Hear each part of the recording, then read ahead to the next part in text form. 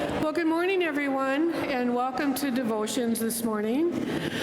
My name is Donna Severson, and I'm up here today with Michelle and Melinda and Rhonda and Carrie as members of the Alzheimer's Walk Committee. Today is the official kickoff for the Good Samaritan Society Walk to End Alzheimer's campaign. Good morning. As Donna said, I'm Michelle Kuttner, and I have the honor of chairing the 2016 Walk to End Alzheimer's Committee. And many of the committee members are here this morning, and they're sitting in front in the purple shirts. As many of you know, the Society officially sponsors two separate organizations through our charitable giving policy, the United Way and the Alzheimer's Association. Our gifts to the Alzheimer's Association are life-changing because they help to fight Alzheimer's disease through vital research and essential support programs and services. The Walk to End Alzheimer's is the annual event that raises awareness and celebrates each year's fundraising opportunities. This year's walk will be occurring on Saturday morning, September 10th at Sertoma Park. I hope many of you will mark your calendars and plan on joining the Good Samaritan team as we walk together in our large presence. Every 66 seconds, someone in the United States develops Alzheimer's disease. Yes, that means approximately 15 people during the span of this devotion. Every stage in my father's 12-year journey through dementia was a difficult one. From the early days when my mother and I would search frantically for him as he wandered through the neighborhood, to the middle years when I would arrive at their home to find him rumpled and confused. His once neat salt and pepper hair mussed and wild as he wandered aimlessly from room to room. Then there was the last stage, when the plaques and the tangles of Alzheimer's had choked off Dad's memories, not only of old stories and friends, but of how to talk, how to swallow, and finally how to breathe. Beyond stealing his memories, at times it felt like Alzheimer's had stolen Dad's dignity, perhaps even his soul. Let not your heart be troubled, neither let it be afraid. John 14:27. My grandfather had this horrible disease called Alzheimer's. The big, strong, funny grandpa I once knew is not here anymore. Alzheimer's has turned him into a scared, paranoid, wandering, skinny shell of a man. I hate this disease. I don't understand it, but I know it tears lives apart. My mom takes care of my grandpa, and she's so sad. It is awful to watch as the disease takes so much from all of us that love him. It is getting to the point where Mom can no longer handle his needs, and she's feeling so guilty about putting him in a nursing home. But I told her it would be for the best. She can't give him the care that he really needs. My mom should be enjoying her children, and my grandpa should be enjoying his golden years. He shouldn't have to endure this terrible disease. No one should have to do this. I have said these things to you, that in me you may have peace. In the world you will have tribulation, but take heart. I have overcome the world. John 16:33. After 8 long months of testing, I was finally diagnosed with Alzheimer's disease. It was a relief. At least there was a name for it. Although it is an incurable disease, I knew what I was up against. My family, however, took a dimmer view.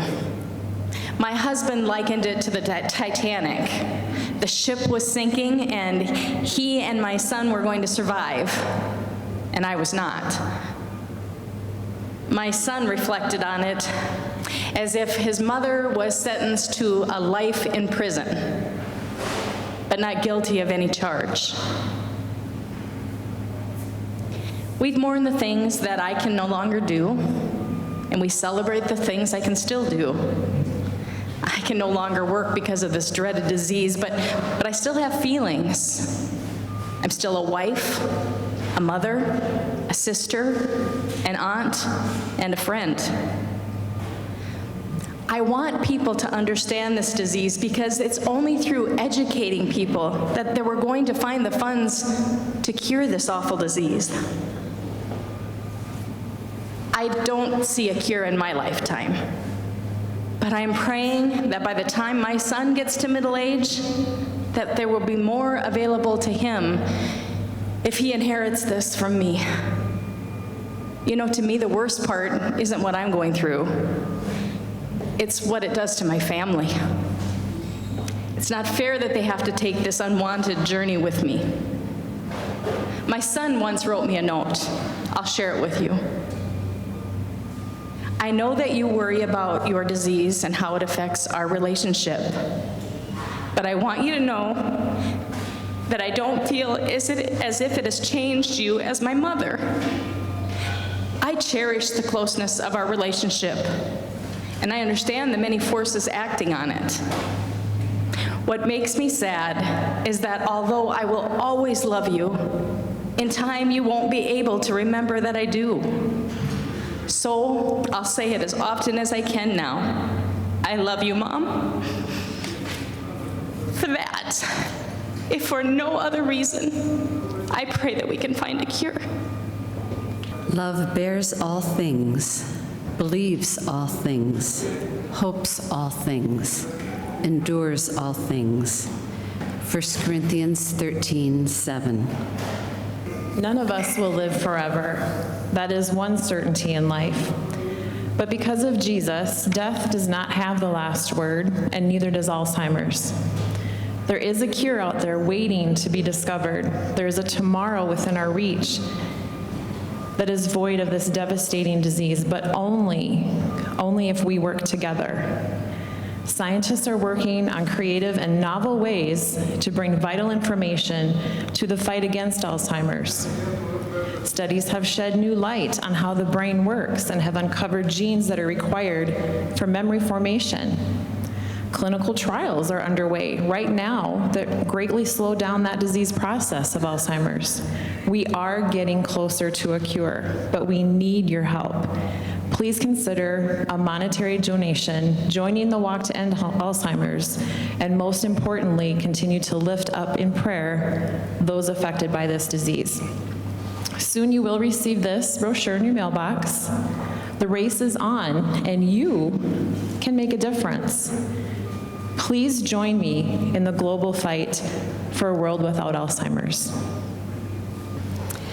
Please pray with me. Good and gracious God, we come before you, remembering all who were mentioned in our prayer requests. You know their circumstances. We leave them to your care and keeping. We thank you for your love for each of us and ask an extra measure of your love and peace for all those who have been touched by Alzheimer's and related dementia. And guide us, Lord, in our response to what we have heard today. Please join me in the responsive prayer. O God of love, hear our prayer for all who suffer from Alzheimer's. In the days of changing memory, be with them in their fears. In the days when memory has gone, bless their families who suffer. Surround them with tender love from family, friend, and stranger. Grant them peace in their hearts, a secure home environment, and dignity in their lives. May each day bring a blessing, hope, and greater love. Amen. The race is on, and we, you and me, can make a difference.